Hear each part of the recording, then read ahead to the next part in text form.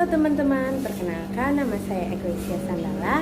Saya dari kelompok 2 Farmasi A dan saya akan menjelaskan tentang dua simbiosis. Yang pertama yaitu simbiosis mutualisme dan yang kedua adalah simbiosis parasitisme. Ngengat berasal dari satu famili seperti kupu-kupu. Mereka memudahkan bunga kembang sepatu dalam proses penyerbukan.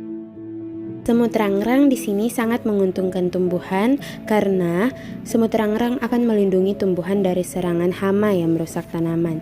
Semut rangrang memperoleh keuntungan karena dapat membuat sarang pada tumbuhan.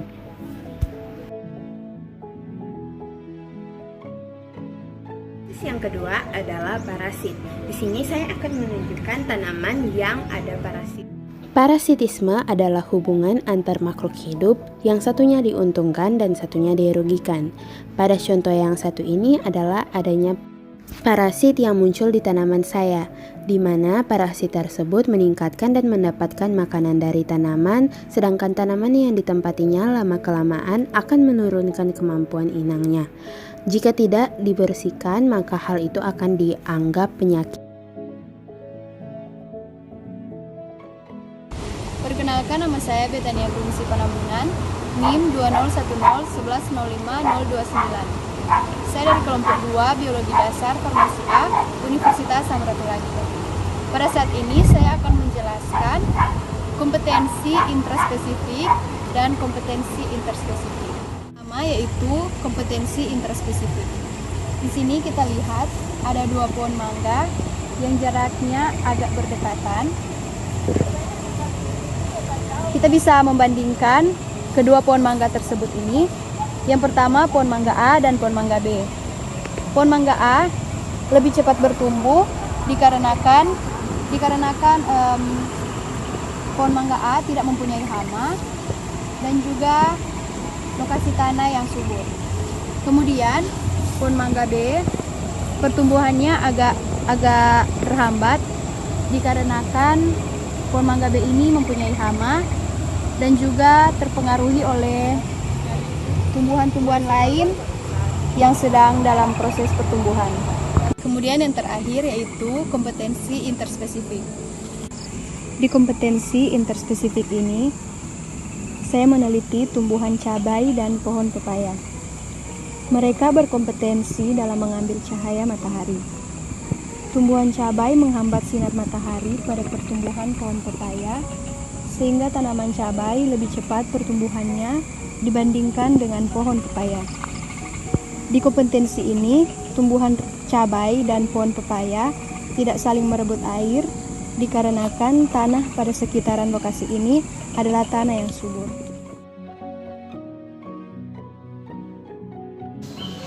Perkenalkan, nama saya Jerry Samuel Merentek dari kelompok 2 Biologi Dasar Farmasi A, Universitas Samratulangi. Pada kali ini saya akan menjelaskan tentang simbiosis komensalisme menggunakan contoh pohon mangga dan bunga anggrek, di mana bunga anggrek menempati pada batang pohon mangga agar mendapatkan sinar matahari yang cukup. Namun, pohon mangga tidak dirugikan karena bunga anggrek bisa menghasilkan makanannya sendiri. Assalamualaikum warahmatullahi wabarakatuh. Perkenalkan, nama saya Amanda Imango, NIM 201011105025, Prodi Farmasi Fakultas Matematika dan Ilmu Pengetahuan Alam, Universitas Samratulangi, Manado. Baiklah, video kali ini merupakan video dari kelompok kami yang berjudul faktor-faktor abiotik dan biotik rantai dan jaringan makanan pada suatu ekosistem. Jadi tujuannya yaitu untuk mengidentifikasi komponen biotik dan abiotik pada suatu ekosistem, menyebutkan beberapa populasi pada suatu ekosistem, menghitung identitas atau kepadatan suatu populasi dalam suatu ekosistem, menentukan tingkatan trofik pada suatu komunitas, dan menyusun rantai jaringan makanan dari suatu ekosistem. Ini saya sudah berada di tempat pengamatan. Di sini saya mengambil petak 2x2 meter. Di dalam petak ini terdapat 5 spesies. Yang pertama pohon kelapa, dan yang 4 ini pohon pinang.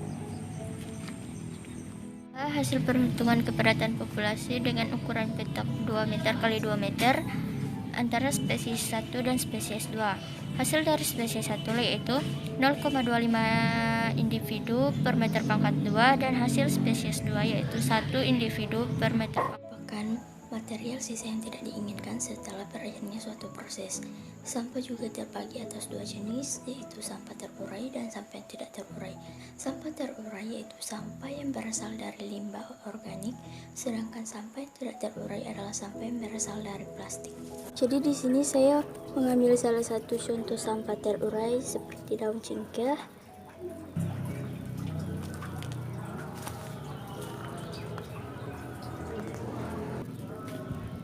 Dan ini adalah sampah yang tidak terurai seperti kantong plastik. Perkenalkan, nama saya Keisha Samatara.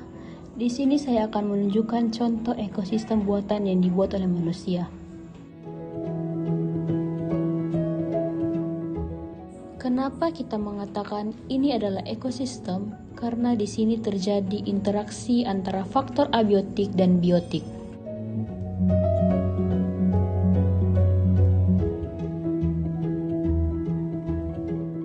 Di sini kita bisa lihat faktor abiotiknya ada berupa cahaya dan juga ada air.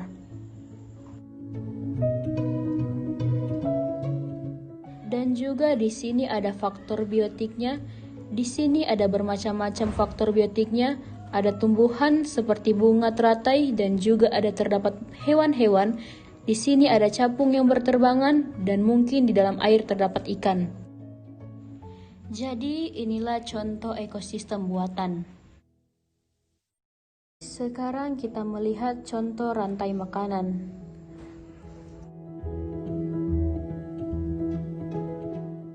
Di sini saya mengambil contoh semut-semut yang sedang memakan serangga. Di sini mereka sedang beramai-ramai.